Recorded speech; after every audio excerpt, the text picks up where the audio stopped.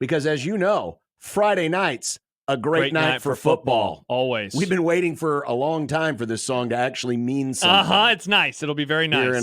Here locally. And the guy who will be on the call for Fox. In fact, if you're in Lincoln this week, as I am, you get Brando twice. Tomorrow. You get him tomorrow. You get him Sunday when he is down in Florida watching the Bucks and the Broncos. Nice. So Tim Brando's going to be your weekend friend on TV. Timmy B, how you doing? Great to have you on.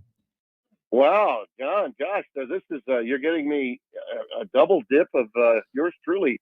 So that's amazing. I would have not thought that this game on Sunday would have been in your region, but I'll take it. I will flat out take it. Well, we thought it was going to be the Kevin Kugler special, but apparently Lincoln disowned him many years ago. Him. Omaha's getting the Packers game, but Lincoln's getting the Broncos game. So there you go. Sweet. Well, hey, tell him to put that in his whatever and smoke. No, tell him to put it in his peace pipe and smoke on it. Okay, Brando said that. We will definitely do that. Tim Brando on the call tomorrow night for Nebraska and Illinois. And this is back-to-back weeks for you, Tim, on the new Friday night series, ranked versus ranked. So you can't get much better start than that. Not at all. I they told me when they separated Spencer Tillman and myself, as you guys know, we were together at two different networks for 25 years. So we kind of felt like we were joined at the hip for life. But, one thing about our business that never changes is change. And so when I found out back in late June, that Devin Gardner was going to be with me, one of the things they mentioned was, number one, they think he's a really talented guy, and he is. There's no doubt about that. He's just 32 years old. My youngest daughter is 34, so that should tell you the difference in our age.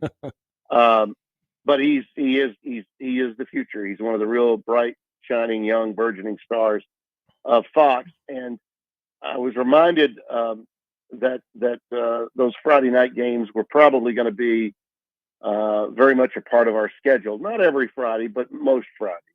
And that having a Big Ten quarterback that has a recent history in the league, like number 98 at Michigan. His last year was 2013. I thought, man, this will be a lot of fun because, he's not that far removed from playing in the game, and he's got a level of excitement and natural enthusiasm about being here. He played in a game here in 2012. He's never been in the booth, though, and he's never experienced it quite like a broadcaster would have experienced, coming to Big Red and seeing how the Nebraska fans and the way the Nebraska feel is prior to a game. And just today, as we were going over to meet with Matt Rule and Marcus Satterfield and Tony White, plus obviously Dylan and a couple of the defensive players we met with as well, I could see it. His level of excitement and energy was noticeable and genuine. And that's the way I feel. I've been in here, going back 38 years since my first game here, when the place was a lot different in 1986. And I still feel the same way now that I felt then. And I was only 30 years old in 1986. So here I am, 68 years old, and I still get giddy about coming to the land of Big Red. So, and this is a Friday night game. One of the things about last week, Kansas State's playing. We have almost 3 million viewers for that game. Yeah. And that's Kansas State against Arizona. Now we've got Illinois and Nebraska, one of the premier names. And, of course, Illinois is in one of the most populated states. We'll probably have upwards of 4 to 5 million eyeballs on this game on a Friday night, which is great. But if we were playing it on Saturday, it would be a good game. It would be an interesting game and probably one that would be well viewed, but not to the extent that a Friday night game will be viewed. The glut of games now available to people on Saturdays in every day part, starting at noon all the way through midnight, is just so intense that it's hard to have a game that's going to be really an appointment viewing, really, for fans. I think this one is. I think this is a game with two proud tradition-rich programs that have not been on the top tier of the sport in recent years, and both of them have reason to believe that this could be their year. And I think Illinois is going to put a level of pressure on Dylan Raiola that he has not to this point seen.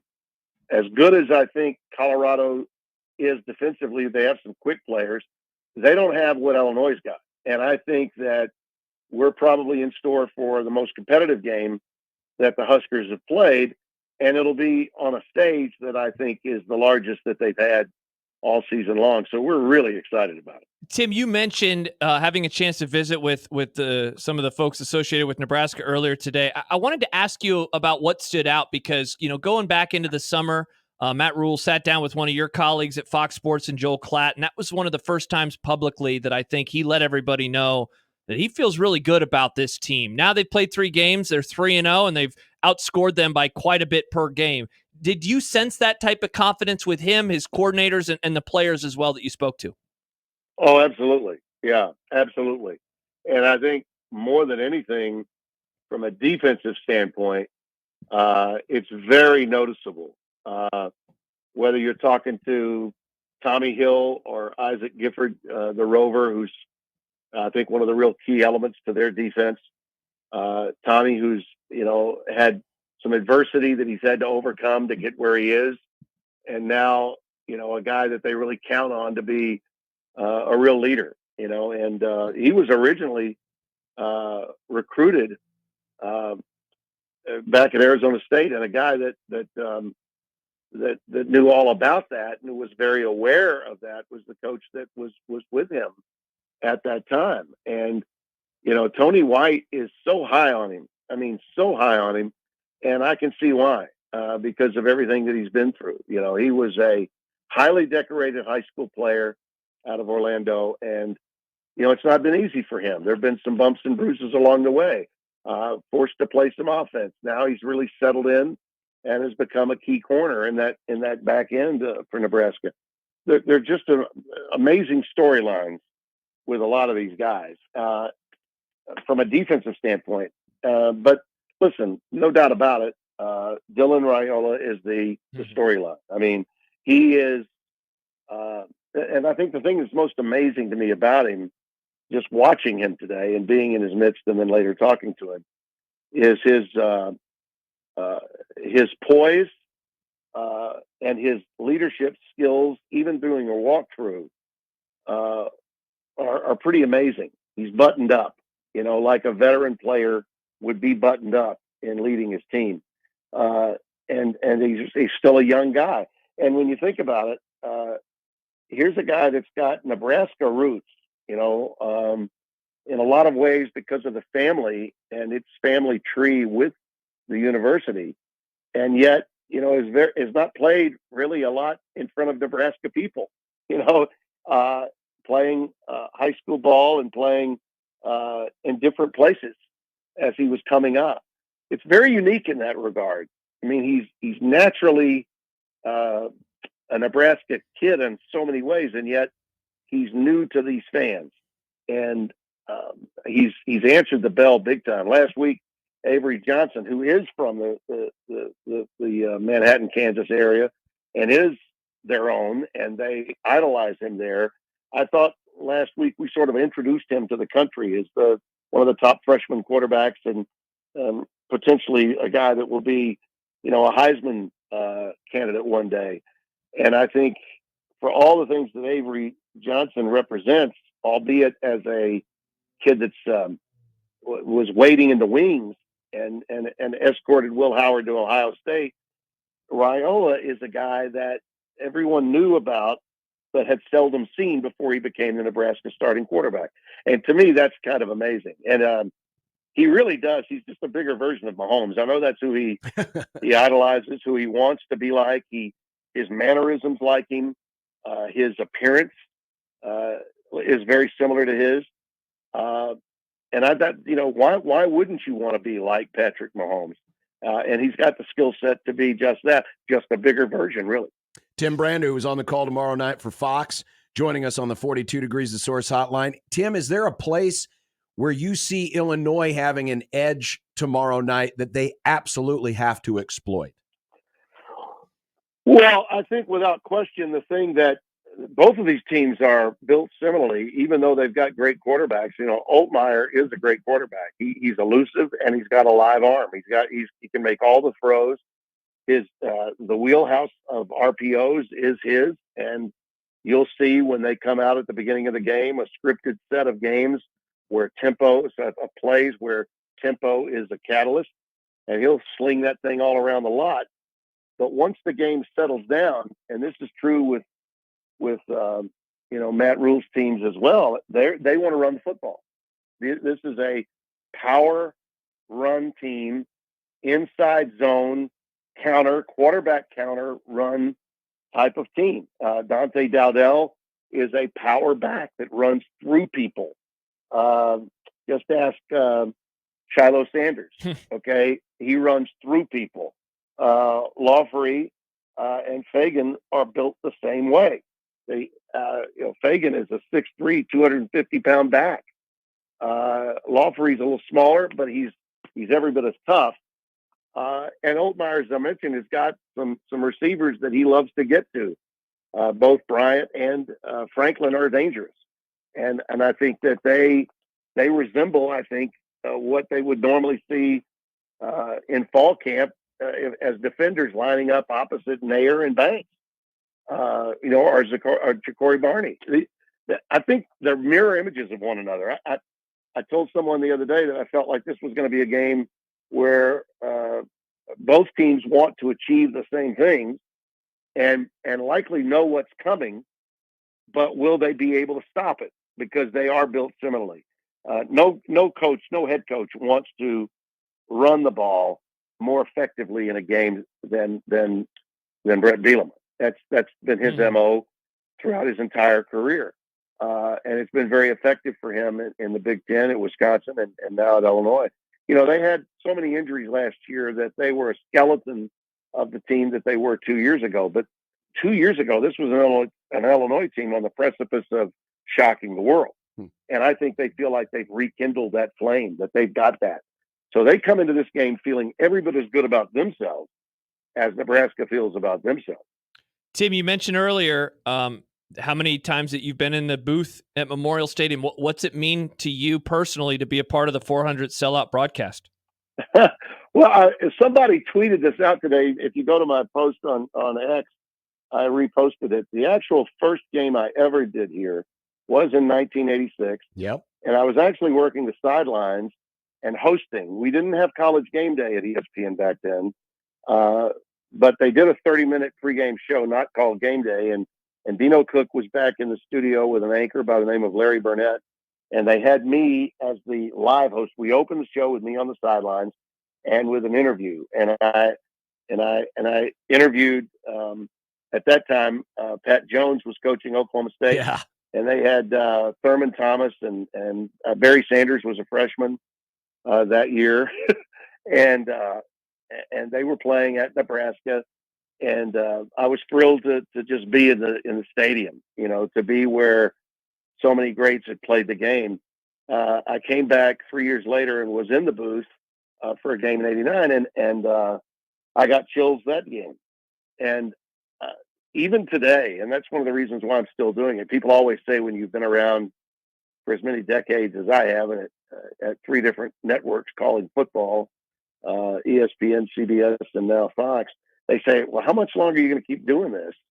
And I'll tell them, well, as long as I keep feeling the way I feel going into the game, that I can't wait to prepare, that I can't wait to meet with the coaches and get the hay in the barn with my board and my depth charts, and then just have that great feeling stepping into the booth tomorrow going, all right, now let's just play this damn game and let's roll and let's say what we see. And that's the way I feel. I'm 68, but I still feel 30. I mean, I do. I feel like I've been, it's like a fountain of youth, really, to be preparing for a game and to be in a college environment. It's why I really feel blessed and privileged to do it. The biggest difference for me, John and Josh, now is when I was here in '86, And even when I was here in '89, and certainly during my days at CBS, I don't know that I enjoyed the moment as much as I do now. I've been now at Fox I'm starting my 11th year, and it doesn't feel like it's been 11 years. It doesn't. And I was at 18 years at CBS prior to that, and 9 at ESPN before that. And in between, I spent a little bit of time at Turner doing some baseball and NBA basketball. And of course, even in those years, I was doing SEC games on syndicated television every Saturday, even while I was at Turner those 3 years of the mid '90s. But I feel like a kid again whenever I'm in this environment. So that and a little makeup and some Just for Men to keep the hair brown, and that's the key. Somebody says he doesn't age. Well, you got to fake it in some places. You just have to fake it with the hair. So that's what I've done. But I still have that genuine youthful feel and exuberance for the game, and I do appreciate the moment more. I think when you're young, you're thinking about the next big thing. That next seminal moment or transition that you might make in your career. Your dreams and aspirations. I've long since passed the point of chasing rainbows now. I want Devin Gardner to be the best analyst he can be. I want to pour into some of the younger broadcasters that I have the privilege to work with, and just enjoy getting to do what I get to do and not worry about the future. And that's the great part about growing older, is that you can still recapture that youthful feeling, but you now have a certain level of appreciation for the task at hand that when you were younger, you really didn't think about. You just thought, okay, this is what I trained to do. This is what I wanted to do when I was 6 years old, and I'm living the dream and I'm getting to do it. But sometimes you get the cart before the horse. You're thinking ahead as opposed to thinking about what's here and now. And the power of the present is a powerful thing. And I've really only realized that since I got to Fox. Well, Tim, the energy still comes through on the dial. Love listening to you on these games and on the Big East basketball games. We get to hear you a lot with Creighton. By the way, I just looked it up. Do you know what NFL referee scored a touchdown in that first game in 1986 that you covered? Oh, my God. Yeah. Cleet Blakeman scored on a 1-yard run in the third quarter. He must have been. Wow. He must have been. Blakeman. I'm wondering, did he play instead of? I got to look at the stats here. No, Steve Taylor did play that game, so he just came in as a backup. Interesting. Yeah, Cleet Blakeman scored a touchdown in that game. My God, that's incredible. The thing that blew me away from that video that the guy had on X today on social media when I saw that, the thing that blew me away was there was only one level of grandstand behind me. There wasn't an upper deck on the opposite side of Memorial Stadium. That's what I went, holy moly. That's incredible. Every stadium's different now than it was 38 years ago. So I guess I shouldn't have been surprised, but you would have had me there if you had said, okay, name the guy. You would have definitely stumped the announcer on that one. But fellas, coming in, and I still think of Don Bryant, Silver Fox, the great sports information director. He, like so many others of that generation, kind of took me under his wing and said, okay, Tim, this is the way we do things at Nebraska. And, I listened and I profited from being around those guys. And, and I'll enjoy it tomorrow when I have to take my first number one in the Keith Jackson bathroom in the booth. I'll be going, my goodness, I am living the life of Riley here in the Keith Jackson bathroom. So, amen. And Don Bryant loved him too. So yes, he did. That's very meaningful to me. Thanks for having me on. Tim, Thank you, Tim. We appreciate it. Thanks a lot. Have a great call, not only tomorrow, but this weekend too in Tampa. Thank you, fellas. You bet. And give my best to Kugler and tell him Brando said, nah, I'm on instead of you on Sunday. That's right. That's right.